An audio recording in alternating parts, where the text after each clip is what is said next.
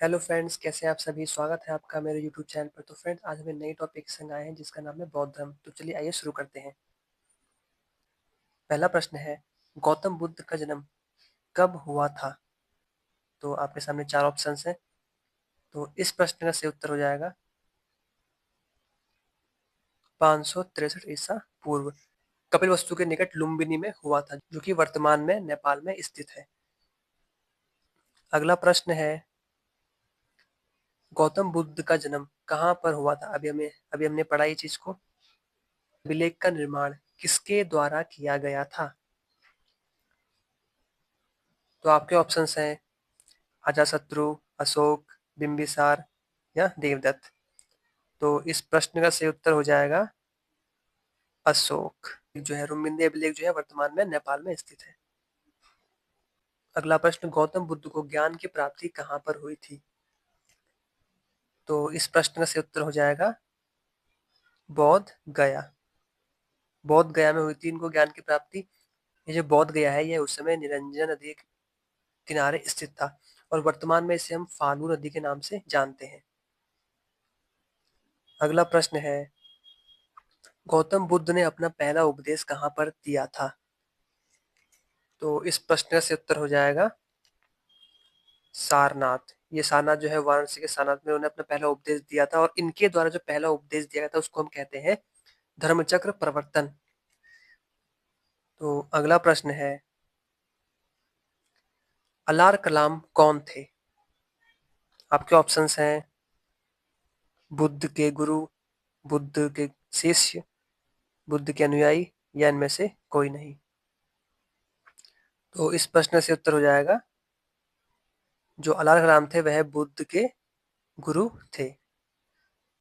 अगला प्रश्न, सारनाथ में अपना प्रथम उपदेश किसने दिया था। तो इस प्रश्न से उत्तर हो जाएगा महात्मा बुद्ध ने। अगला प्रश्न है, महात्मा बुद्ध ने सर्वप्रथम उपदेश कहाँ पर दिए थे। तो इस प्रश्न से उत्तर हो जाएगा श्रावस्ती। तो महात्मा बुद्ध ने सर्वाधिक उपदेश जो है श्रावस्ती में दिए थे। अगला प्रश्न है, महात्मा बुद्ध कौशाम्बी किसके राज्यकाल में आए थे। तो इस प्रश्न से उत्तर हो जाएगा उदय। अगला प्रश्न, महात्मा बुद्ध का सबसे प्रिय शिष्य कौन था। तो इस प्रश्न से उत्तर हो जाएगा आनंद।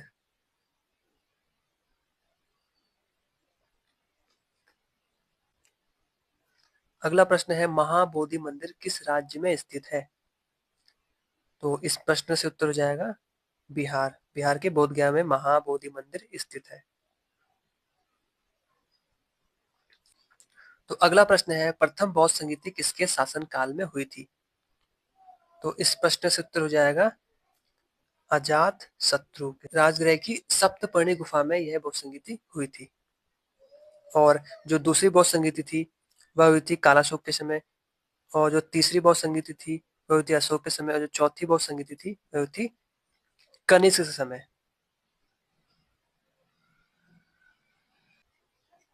अगला प्रश्न है, प्रथम बौद्ध संगीति कहाँ पर हुई थी। तो इस प्रश्न का उत्तर हम जानते हैं, यह हुई थी आपकी राजगृह में। अगला प्रश्न है, निम्नलिखित में से त्रिपिटक किस धर्म से संबंधित है। तो इस प्रश्न से उत्तर हो जाएगा जो त्रिपिटक है वह बौद्ध धर्म से संबंधित है। त्रिपिटक में आपके सूत पिटक, विनय पिटक, अभिधम पिटक जो है आते हैं। अगला प्रश्न, विश्व का सबसे ऊंचा कहा जाने वाला विश्व शांति स्तूप किस राज्य में स्थित है। तो इस प्रश्न से उत्तर हो जाएगा बिहार। अगला प्रश्न, निम्न में से किसे एशिया का ज्योतिपुंज कहा जाता है। इस प्रश्न से उत्तर हो जाएगा गौतम बुद्ध को। अगला प्रश्न है, बुद्ध की खड़ी प्रतिमा निम्न में से किस काल में बनाई गई थी। आपके ऑप्शंस हैं कुषाण काल, मौर्य काल, गुप्त काल या सातवाहन। तो इस प्रश्न का सही उत्तर हो जाएगा कुषाण काल। बुद्ध की जो खड़ी प्रतिमा थी वह कुषाण काल में बनाई गई थी। अगला प्रश्न है, प्रथम शताब्दी ईस्वी में किस भारतीय बौद्ध भिक्षु को चीन भेजा गया था? तो इस प्रश्न का सही उत्तर हो जाएगा नागार्जुन। और नागार्जुन को भारत का आइंस्टीन भी कहा जाता है। अगला प्रश्न है, नालंदा विश्वविद्यालय की स्थापना किसके समय हुई थी?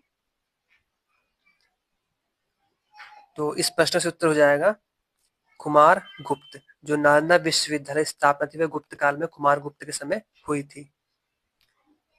अगला प्रश्न है, कनिष्क के समय कौन सी बौद्ध संगीति आयोजित की गई थी? तो इस प्रश्न का सही उत्तर हो जाएगा चतुर्थ बौद्ध संगीति। और ये कहाँ पे हुई थी? यह हुई थी आपके कश्मीर के कुंडग्राम में। और जो इसके अध्यक्ष थे वो थे आपके वसुमित्र, और जो उपाध्यक्ष थे वो थे अश्वघोष। और ऐसे ही वीडियो के लिए हमारे चैनल को सब्सक्राइब करना ना भूलें।